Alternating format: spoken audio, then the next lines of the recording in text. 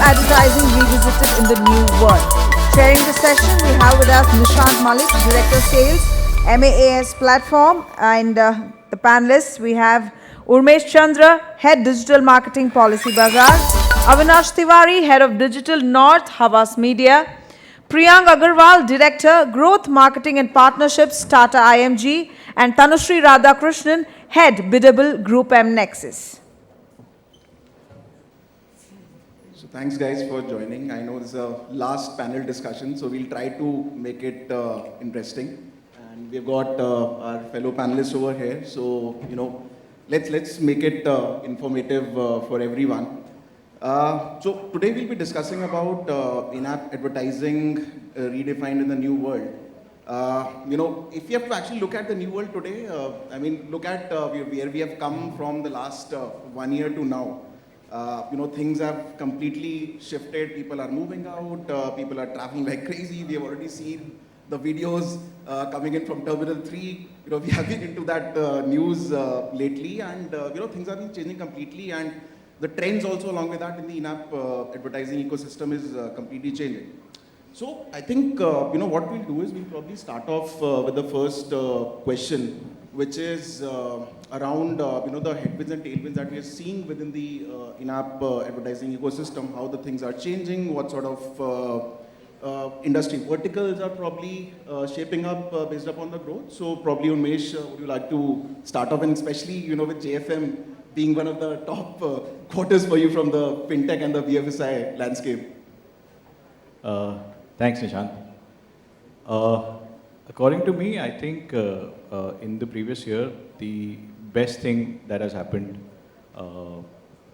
in the digital landscape was the growth of fintechs.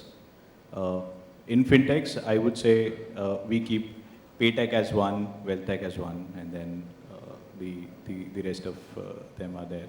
We have seen how Zerodha grow, and all of that has grown. We've seen how millennials have come up on the investment side of the things, and the numbers, I think everyone has seen that how those numbers has grown, and the first 3 months of this financial year was the biggest number that has got posted on the RBI website also. Apart from that, crypto story, everybody knows what has happened there. Plus to it, I think another trend was, to my favorite also, the social influencers, the OTTs, how that has grown. And I think all in all, everything was on the positive side only, and very less was on the negative side. Including e-com, where food delivery, retail, fashion, everything has kind of taken up the growth by leaps and bounds.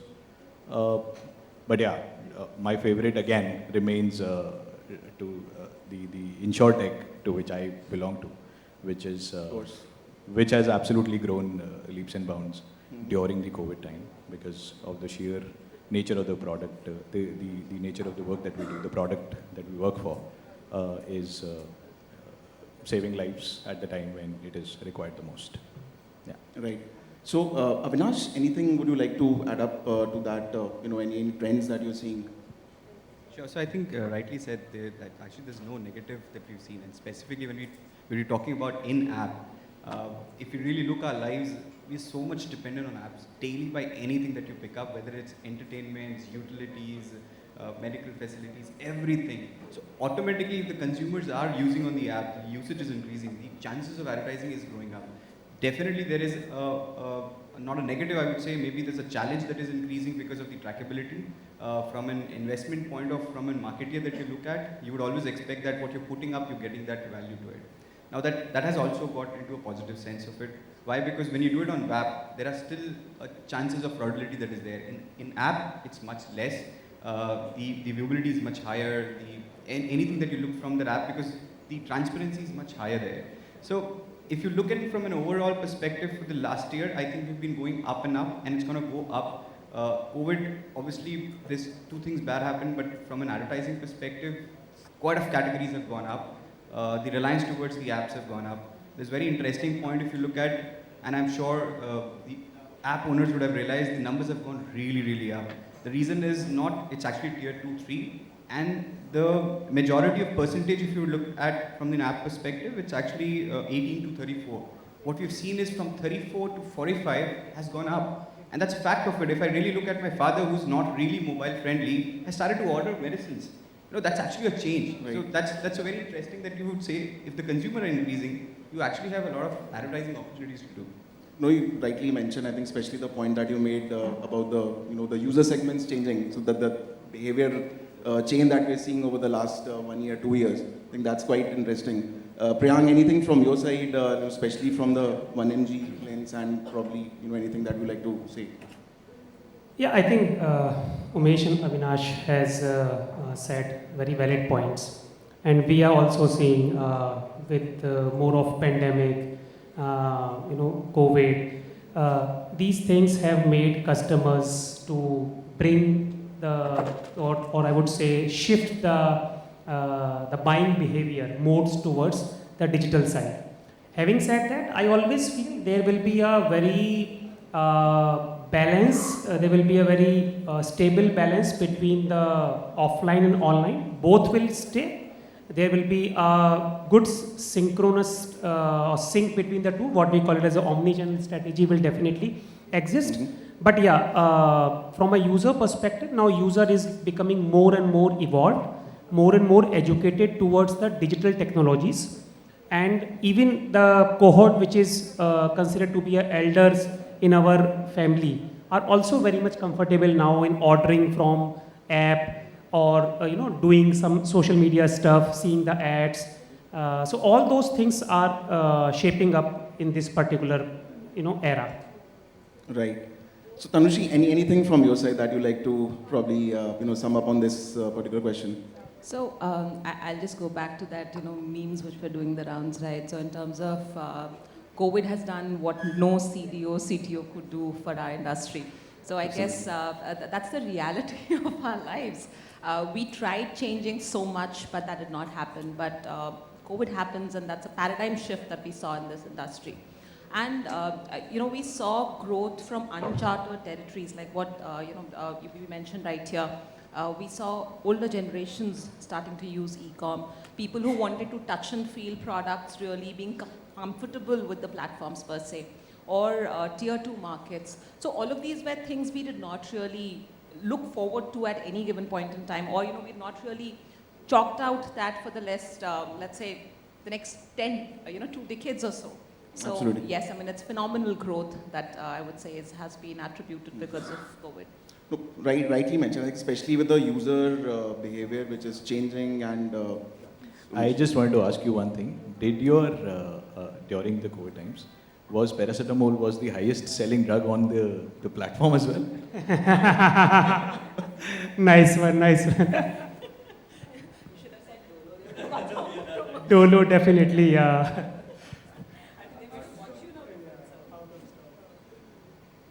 Yeah, sorry, I was just saying about the user behavior, changing. So just from the biddable lens now, the question to you, Tanushi, is that, how you're seeing user demographics, segments changing, and how, what sort of right strategy probably the advertisers should look into to especially tap into those users with the growth that is already happening. Like we're seeing in-app advertising growing at almost 20% CAGR globally, and India obviously fueling that. So, from the biddable lens, what would you like to say on that?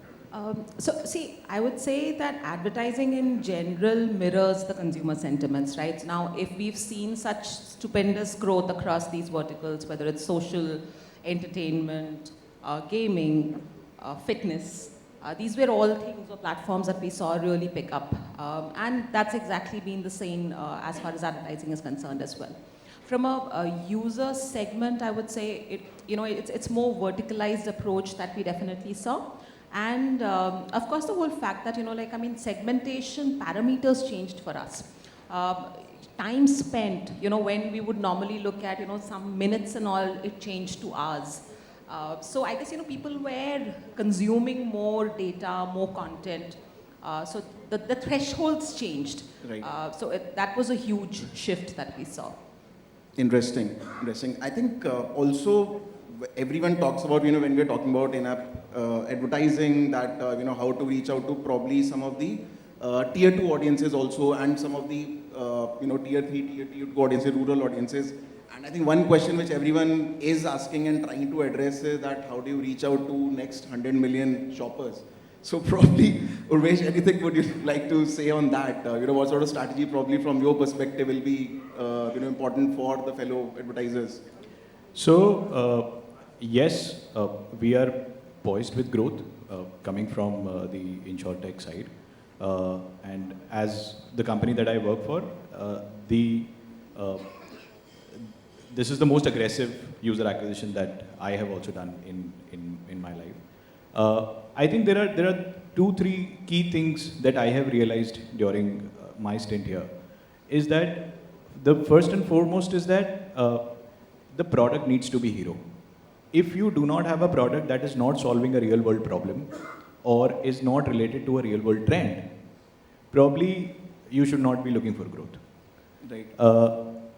Along with that, then probably, so I'll give you an example also. The second thing that I would like to mention here is awareness, if the next level growth is required. So the example here is, most of the Indians have is connected. So probably, which is the fact is about 76%, right, is connected to internet right now. Now, in that 76%, all of us are saying that in digital investments have increased, digital payments have increased. There's wealth tech, there's pay tech, there's whatever X, Y, Z, right? But there is a whole lot of people who still do not know how to do that. There is a whole lot of people who have money but still do not know how to do an SIP or to start a mutual fund. You have Grow, you have Zero, you have whatever, but then people do not know. And what do? I think education is required. Now from that education, it is awareness/education that you have to tell them the positives about it. And then I think third thing is the big data that you are sitting on. By virtue of the data that you have collected in whatever industry that you are in, from that data you would know that what is the likelihood or probability of a person converting for you and get that new acquisition for you, right? So the idea of saying all of this is that go fish where the fish is, right? Right. Rather than just putting your dundee inside a pond and then waiting for the fish to happen, it'll never happen, right?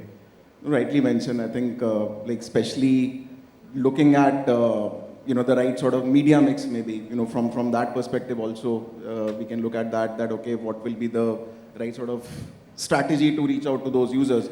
My next question, Avinash, to you is around what should be the right media strategy that we should be actually addressing when we are talking about from the media planning perspective, especially for our advertisers. Sure.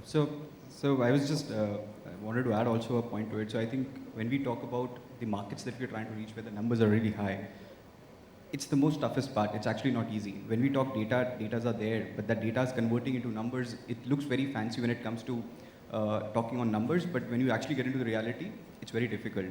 And I think it could be a different point for me, and the number of times that I speak about, I think we all say that data is the currency, but how accurate is the data?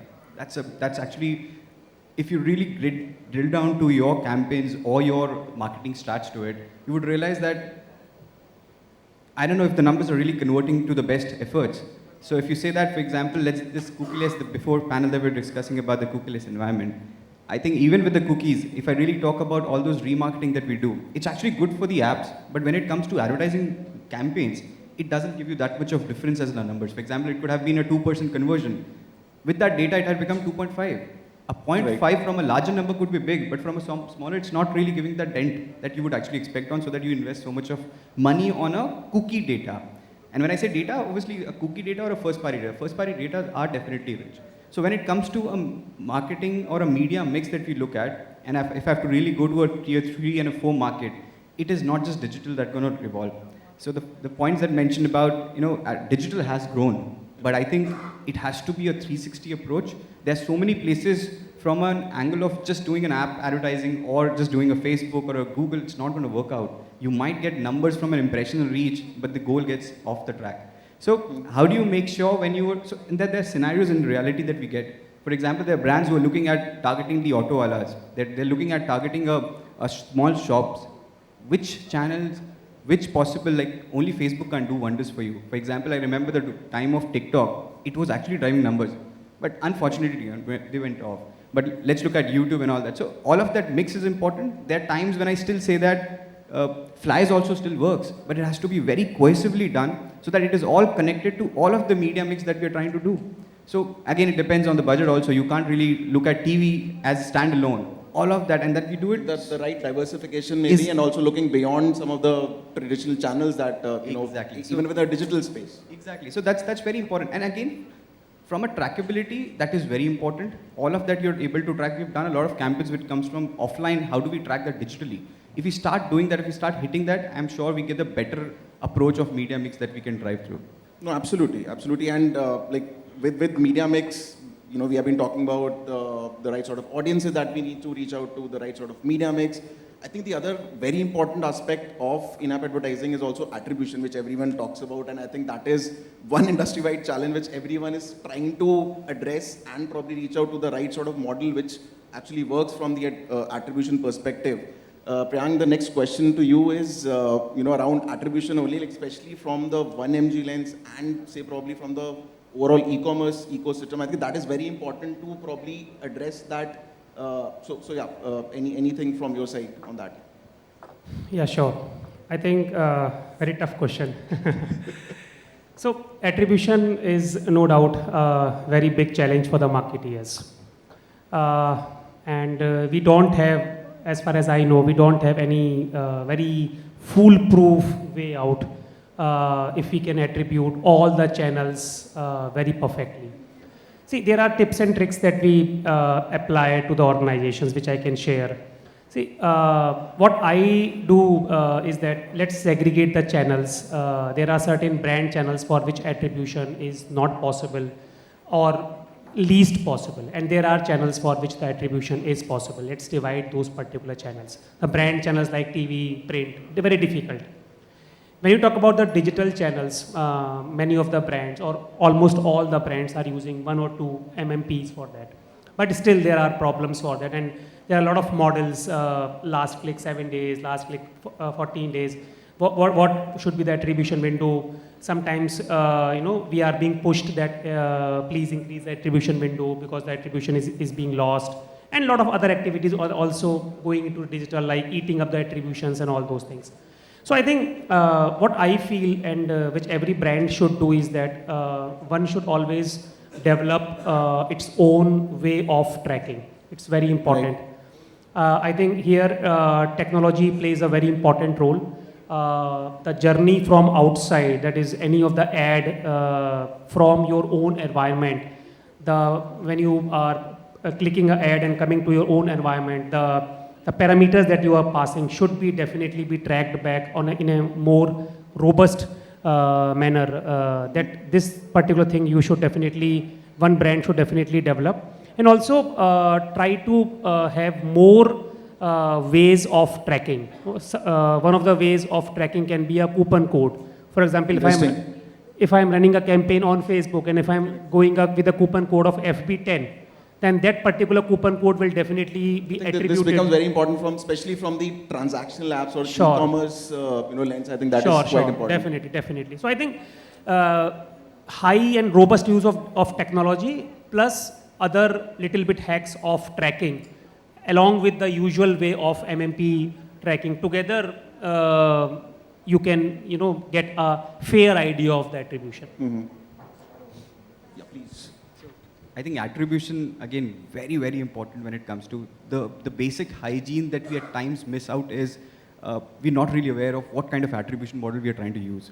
I think not to really put a judgment to that point of it, but that's a very basic because you missed out questioning yourself. Are you looking at first click? Are you looking at last click? Are you looking at time decay? Are you looking at position? You basically miss that. So what happens is the Facebook is actually working on a different attribution model.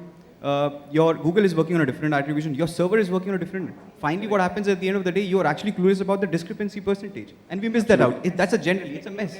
I think that basically the internal platforms become very important. Your CRMs, your BIs. I think that is where you need to probably sort out things, and probably the role of MMP also is quite important. So what sort of, are you looking at VTAs? Are you looking at CTAs? I think that is, I feel, quite important. So yeah, I think with that, the next set of question for everyone is around, I think the other industry challenge that we usually see across, while within the in-app advertising is ad fraud. I think the previous panel also discussed about the same thing about brand safety. So I think that is obviously one big problem probably that industry faces. So any thoughts around that? Maybe quick pointers. Probably Urmesh, if you would like to say. From a brand safety point of view, I think there is no set pattern that everybody can follow and would make sure that this is how you can save the brand. From my industry point of view, and that is what I can share, I think there are 2-3 things that you have to make sure that is to be done right. One is that work with good people, work with Apple, probably. Thanks for that. Then what we do from a brand safety point of view is, and it is very, very, related to your brand, that what brand you are representing. Probably advertising on sites which are related to kids might not be correct for you, but it might be very, very relevant for others. So you need to define that as to what is the right thing for you. Post which, I think the utmost important thing is monitoring. If you can do real-time monitoring, it's not that you've just automated it and somebody will just take care of it and you are through with it. I think somebody needs to do a real-time monitoring of the thing, that where the ad is getting served, right? Why it is happening, whether you're getting that buck out of the thing that you've invested. Post which, you should invest in good tools, because you can only go further if somebody has given you that foundation, and then probably you can ride onto that. Right. So a mix of all these 4-5 things, I think 80-90% will cover you from that. Makes sense, makes sense. Tanushree, anything from your side, especially on the biddable side also, I feel at times people talk about brand safety guidelines, and also anything from your side. So, while we're talking about brand safety, I think, to consider any kind of impression is authentic, right? I mean, it needs to be not just brand safe, but also by a real person, Right. be viewable. Absolutely. So, the whole, the BAV concept, as we call it, right? So, that's definitely critical. And, further to what Urmesh already mentioned, right? I think, those are the attributes, right? I mean, how do you, can you look through the entire channel strategy that one has? Can we take into consideration that we work with the partners directly? So because you know exactly who you're working with, where is the inventory being burnt. So you know who you are reaching out to, who your audience is. That gives you more visibility. If you were to go slightly more further, I think the reason why we say, biddable is slightly more powerful is because apart from knowing where your audience is, what it is, it also gives you a lot of control. Right? So because you know exactly what's happening, and you have that flexibility in terms of optimizing it in a way which probably other mediums do not offer. And that's what's the game changer for us in terms of ensuring that the delivery is optimized, it is brand safe, it is everything. So, other piece that we also talk about is in terms of how do we look at pre-bid strategies. So that you're not doing a course correction, but you know exactly what's happening to your inventory even before it's served. So these are smaller things which definitely help us ensure that all the BAV factors are being taken into consideration. Makes sense, absolutely, absolutely. Priyank, anything from your side?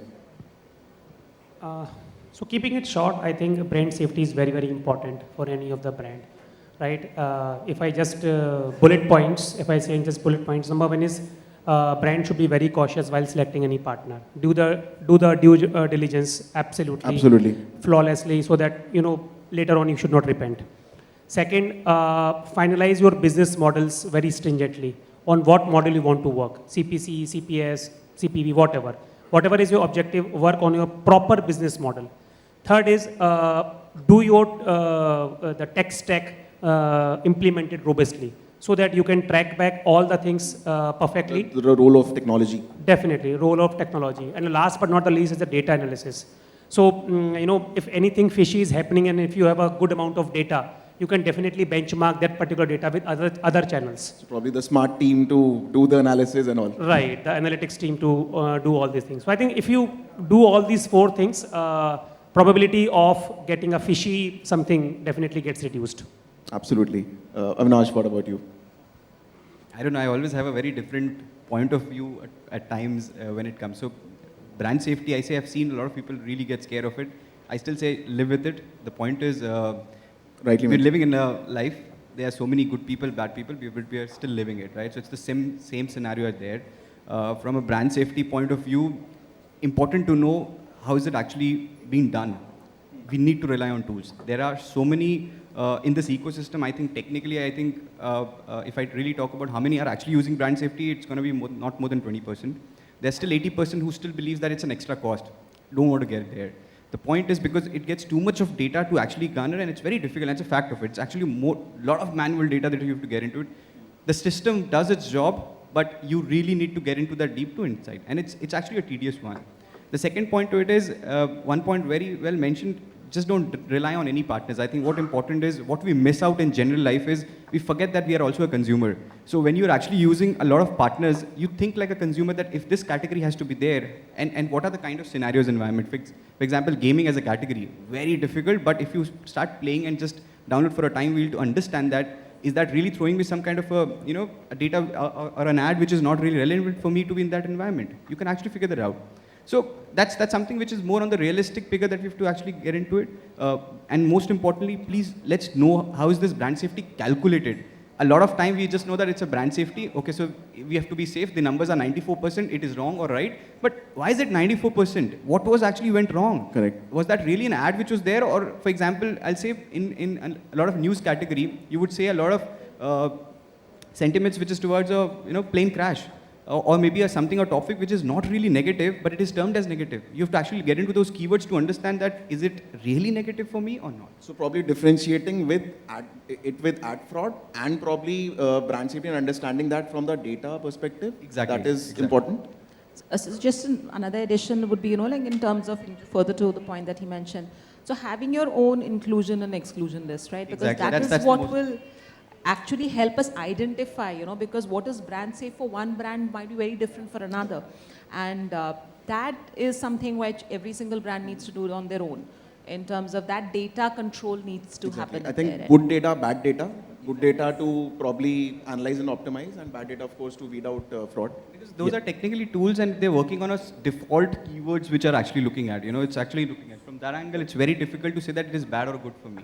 Also, just wanted to add what Priyank has also mentioned, that probably from a marketer point of view, that we should start working on deeper funnel actions, which is further, Exactly. closer to a purchase action, rather than very top or something like that. Right. Because that is where you can actually see the ROIs coming back, and the person who's working for you would also be, conscious of the fact that paisa nahi aayega bhai agar kaam nahi hoga. Correct. So cool. I think thanks for that. So the last section is going to be an interesting one. We'll do a rapid fire round. Of course, no coffee hampers, but yeah, we do have a few drinks outside after the discussion. I think 2 questions for everyone. First one is one buzzword, which we have been hearing, which you all love. One which you guys are tired of hearing all the time. And the second question is, which is your favorite app? Of course, you cannot answer Policy Bazaar, you cannot answer 1FG, or neither you can answer any of your top advertisers. So probably, Avinash, why don't you start that? So I think a favorite could be the money, the budget that you get. I think that's from a professional aspect. The word that we would really not like to hear is the sales. It's something that everyone is active after us with respect to number, which is conversion technically. So whenever you get to hear this word, oh my God, it's going to be the toughest one. So that's, from an app perspective, I think I would actually give it to WhatsApp. The reason is it's actually a very utility driven. If you really use it smartly, I think they're actually working towards these safeties and all. So I think from an app perspective, and I think one app is very difficult because in every category you have a different app to look at. For example, if it's about 1mg, it is definitely because then you're looking from that category angle. So one is difficult, but I'm sure from every entertainment could be Netflix. So multiple, but yes, I would actually give a point to WhatsApp because actually it's interesting to get your family together. So that works. Togetherness, interesting. Priyank. So I think buzzword would be two, and it is like starting with the letter P, programmatic and personalization. I think we are hearing these things in all the marketing conclaves, marketing discussions, and all those things. So I think these are the buzzwords. And if you talk about the app, I look at it differently because only having a good UI UX is not sufficient for having a good app. The overall experience that you are providing to a customer is important. So I would rate like MX as a very good experience from an app perspective also and from a customer support perspective. Although they are very stringent while delivering a credit card, but once you are a customer, they will care you forever. Interesting. Tanushri, what about you? So I would say the buzzword that I like is data. Right. For the sheer fact that it's black and white. You know, you can't have two ways about it.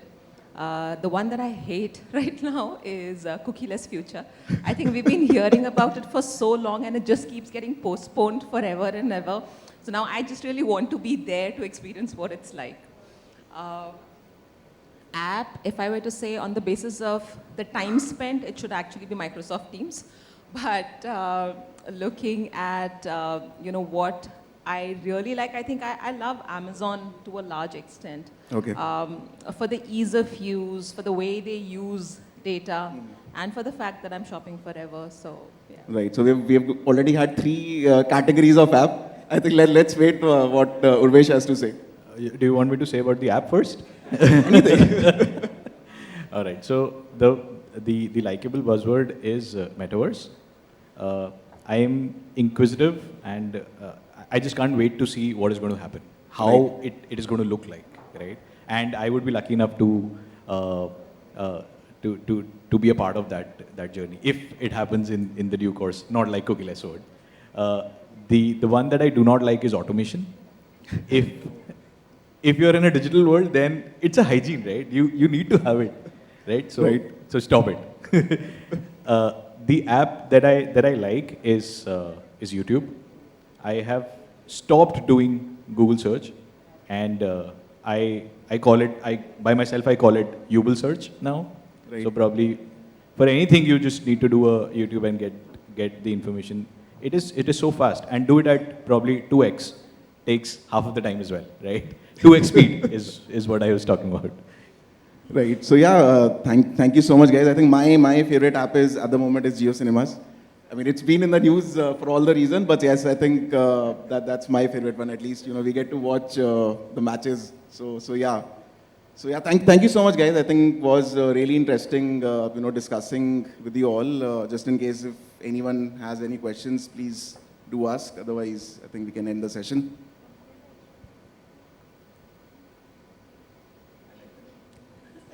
Perfect. Cool. I think, thank you so much, guys. Thank you. Thanks for the session. Thank you. Thank you.